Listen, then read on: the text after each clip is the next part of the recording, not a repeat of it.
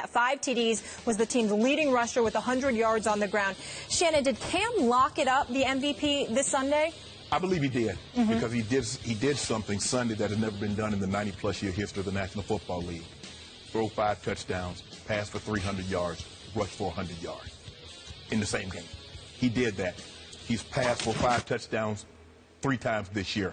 I think the record is 4 by Peyton Manning in 2004. And if you look at all the guys' numbers, you know, Carson Palmer's 32 touchdowns, 9 interceptions, Cam 33-10, Tom Brady 35-9. So if you look at the touchdown, they're right there. Cam has, I think, 7 rush touchdowns.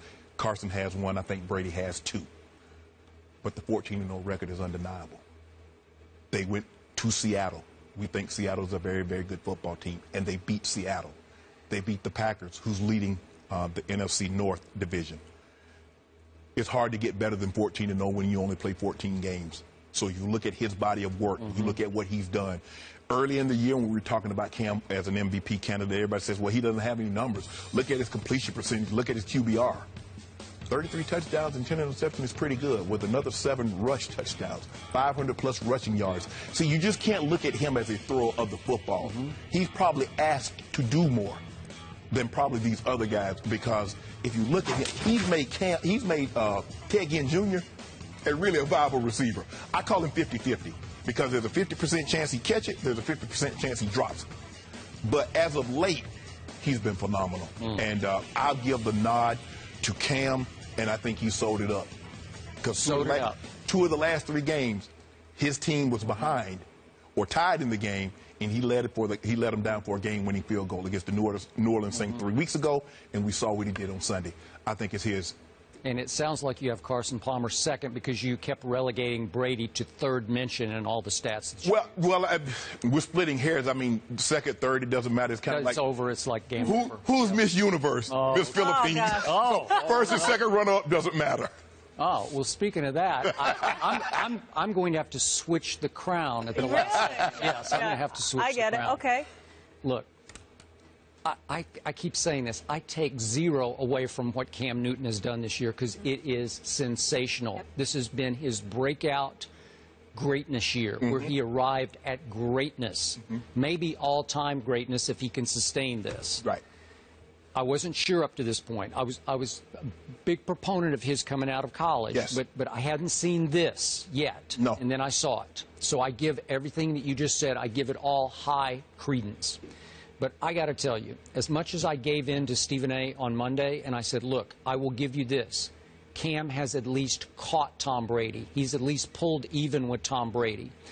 The more I hear you talk about Cam, the more it ticks me off about how you relegate Brady and what he's done. You just dismiss it and sweep it under the carpet. And I do think, not just in you, but in football in general, there's still a lot of Brady hate over Deflategate, because he was widely condemned as a cheater and a liar over Deflategate, but even not though by he the was fans, exonerated. because he was the leading vote getter in the Pro Bowl ballot. Okay, but I still think when it comes, maybe it's more media, maybe it's more analysts. I just think people would be reticent and hesitant to give Tom Brady the MVP this year after all that went through, because most people would side with the league on this and hope that the league can pull through an appeals process. But I think before the losses, I think Tom was in the lead. Okay. But then you lose to Brock Osweiler, you lose to the Philadelphia Eagles and Sam Bradford. Yep. Okay. And Cam has been. But Skip, when you play 14 games, you're undefeated, and your numbers are very similar. How do you give it to the guy that's lost 2 games? Let's talk about numbers quickly. Quickly in numbers. Tom Brady leads in passing yards in the National Football League. He leads in passing touchdowns. He leads in touchdown to interception percentage rate. Yes. Okay? Because he's 35-6. He leads in passing first downs, and he leads as an offense in offensive points scored per game. Okay, all of which was accomplished behind a makeshift patchwork offensive line that got worse by the snap this year as they mixed and matched injury situation after situation. You know, he lost weapon after weapon after weapon. Dion Lewis to Edelman. Amendola's been in and out, and now he's out again. Gronk was gone for a while.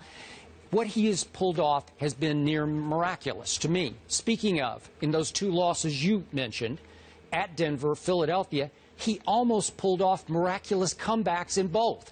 The drive he put on in Denver to get them to overtime was as great a Tom Brady drive as I've ever seen.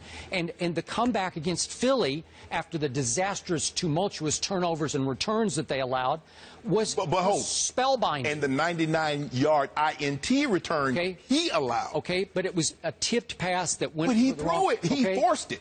Okay, at the goal line, he threw ball. It was a great play by the defender. The pass was on the money, but the defender, Walter Thurman, tips it up. But you keep saying the great drive that he led down and almost won. Cam has led great drives, and they won. No, he has. Okay. So when you get down to it, Skip, and the numbers are very similar: 35-6, 33-10, 32-9.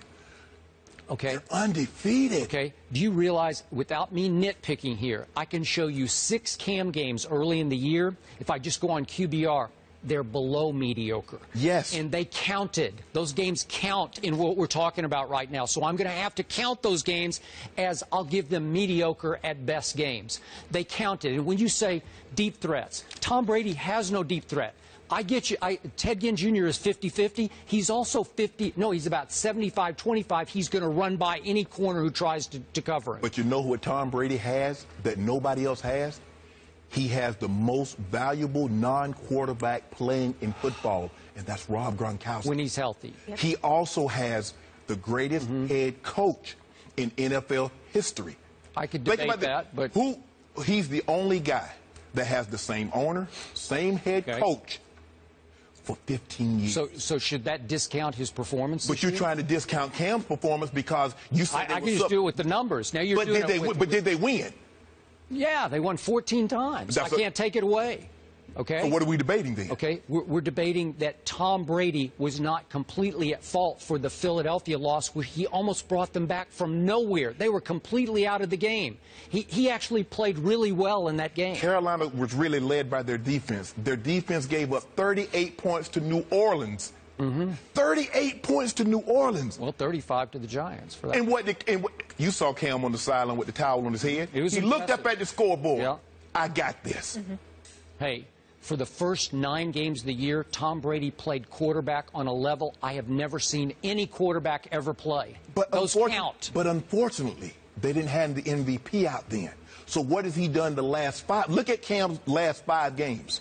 Yeah, and look at the record. He's unblemished. So it's what have you done for me lately then? But here's all you're looking at is Tom Brady's throwing numbers. What about Cam's rushing numbers? They help.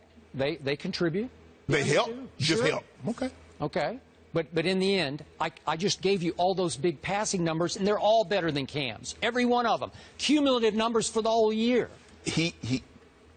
Yes, he's thrown more yards. He has a better QBR. He has a higher completion percentage. But at the end of he has 2 more touchdowns passing.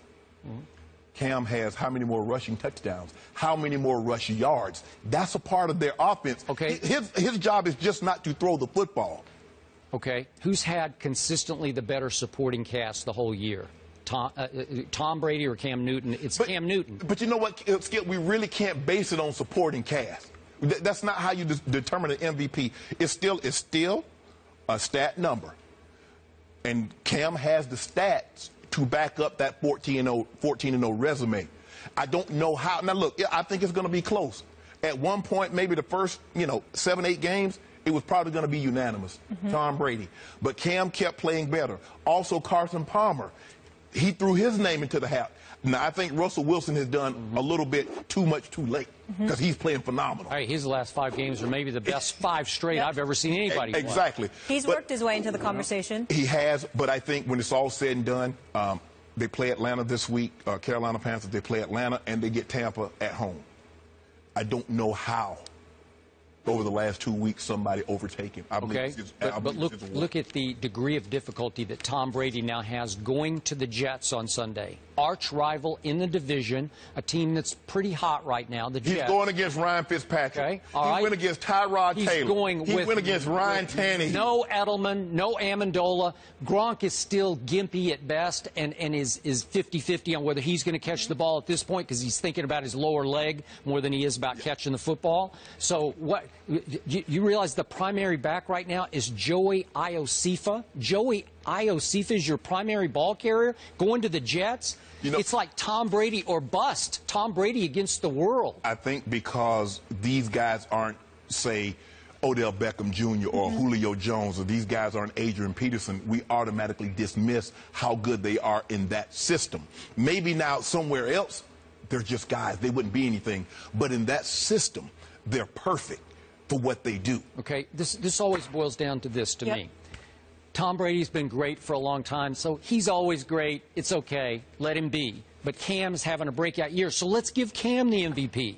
Okay, that's how it always boils down to. I also think, though, to your point, outside of New England, no one wants to see Brady win this year because of Deflategate, and they hate on him because of the Golden Boy factor. But one thing I want to mention, give Cam credit, in going into the season, we thought he had no weapons, so he couldn't go this far. Now he has better weapons compared to Brady because they've been decimated by injuries. But initially, we didn't think he had solid guys. He's throwing to Jericho Cotchery, who's actually been pretty good. The Jets didn't want Jericho Cotchery anymore. I know, but he still makes plays. The Steelers didn't want Jericho Cotchery anymore. Okay, but you're underestimating. You're being too hard on Ted Ginn. Listen, Gronk, in pads, I think Ted Ginn's the fastest player in the league right now. Outside of a quarterback, I can make a case that Rob Gronkowski is the most dominant football player. When he's healthy, I will agree with you. Non-quarterback, he's the most important player to any team in the National Football League. And he plays with arguably he plays with a Mount Rushmore quarterback, and you can make the case that he's the greatest quarterback. Yep. So you got the greatest quarterback and the most dominant player in football that's a non-quarterback on the same team. Who's been out, and even after he's come back. He's missed one game. I know, but if you watch the Tennessee game, he looks tentative on his gimpy leg. Yeah, he knows that leg is injured. There were 3 balls against Tennessee that he did not hang on to, that he's not focused on. Like, I don't know. We're going to talk about Des Bryant's miserable year for the same reason. We'll talk about that. All right, so Team Cam, Team Brady, but we're going to focus on the divisions too, the playoff races, both the AFC and NFC. First, the AFC. Tom Brady has been the toast of the AFC this season, but that big guy in Pittsburgh, he is coming on strong. Should Brady's bunch be worried? Find out next. We'll get